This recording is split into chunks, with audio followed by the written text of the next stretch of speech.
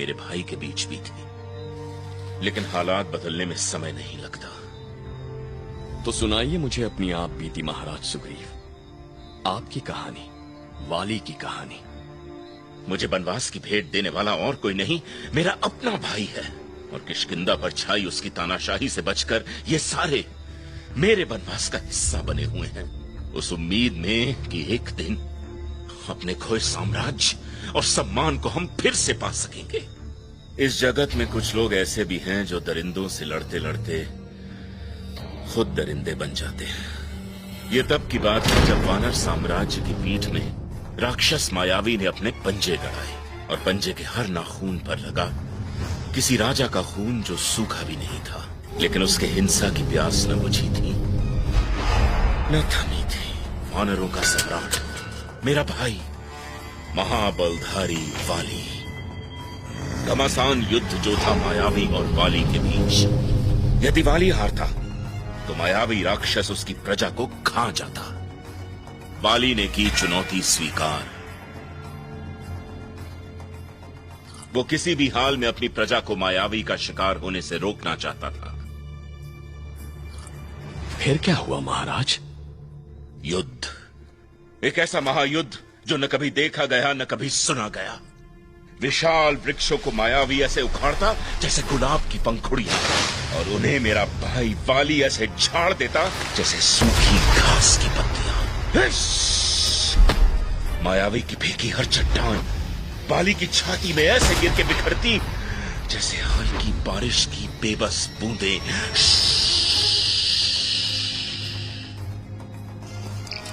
और मैं बस आंख फाड़े देखता गया दो गरजते योद्धाओं के डर से कांपते धरती, अंबर, नदी, पहाड़, हैवान, इंसान। और फिर हुआ चमत्कार। अटल अजिंक्य अहंकारी मायावी अपनी दुम दबाकर जो भागा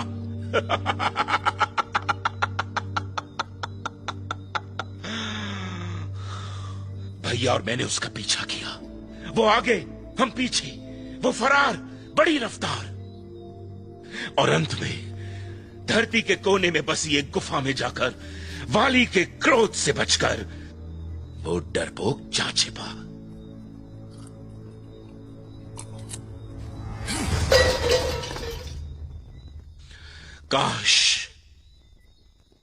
काश अपनी जीत से संतुष्ट होकर हम वहीं पलट जाते और मायावी को उसकी अंधकार भरी किस्मत पर छोड़ देते, पर नहीं। वाली का बदला पूरा नहीं हुआ था। मेरी विनतियों का उस पर कोई असर नहीं हुआ। वाली का मानना था कि एक वानर का कर्तव्य केवल अपने ही नहीं बल्कि सब राज्यों की सुरक्षा है।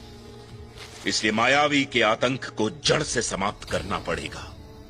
अपनी जीत का पुरस्कार पाने उस राक्षस का पीछा करते वो उस गुफा में घुस गया। राजकुमार लक्ष्मण, काश उस समय मैंने भी तुम्हारी तरह अपने भाई का साथ निभाया होता, तो शायद आज हम इस परिस्थिति में न होते।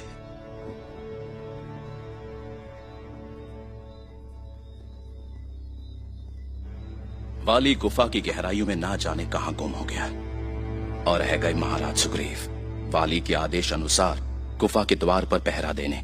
दिन बदले हफ्तों में, हफ्ते बदले महीनों में, और महीने बदले सालों में। फिर भी वाली का कोई नामो निशान नहीं। हमें लगा गुफा वाली की समाधि बन गई थी, वो कभी नहीं लौटेगा। पर बिना राजा के राज्य अधूरा होता है। आखिरकार जो वाली लौट कर आया वो मेरा भाई नहीं था। अपना अस्तित्व उसने उस गुफा के अंधकार में ही खो दिया। वाली ने अपने भाई पर राज्य हथियाने का आरोप लगाकर उन्हें बंदी बना दिया।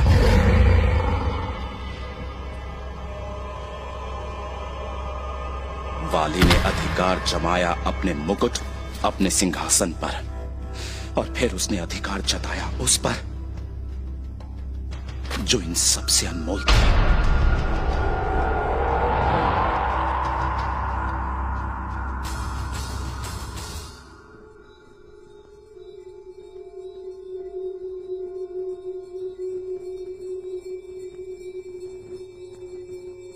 आपकी पत्नी रूमा। रूमा नाम है उसका। अपनी जीवन संगिनी से पीठ मोड़ने वाला अभागा हूं मैं। पर आप मेरी तरह निर्बल नहीं। अपनी अर्धांगिनी को पाने के लिए धरती का सीना चीर देंगे। क्या मुझे भी यही करना चाहिए था? मैं केवल स्वयं के लिए उत्तरदायक हूं महाराज, किसी और के लिए नहीं। तो फिर देखिए मेरी आंखों में और बताइए मुझे, जितना प्रेम आपका राजकुमारी सीता के लिए है, क्या मेरा अपनी रूमा के लिए नहीं? रूमा का चेहरा तक देखने लायक नहीं रहा मैं। काश मेरी भुजाओं में और बल होता। आपने जोश के बदले होश से सामना किया महाराज, वरना वाली से भिड़कर अपने प्राण खो देते और आज हम सब उस तानाशाह के पैरों तले रेंग रहे होते। एक राजा अपने से पहले अपनी प्रजा की सोचता है, और वही आपने किया।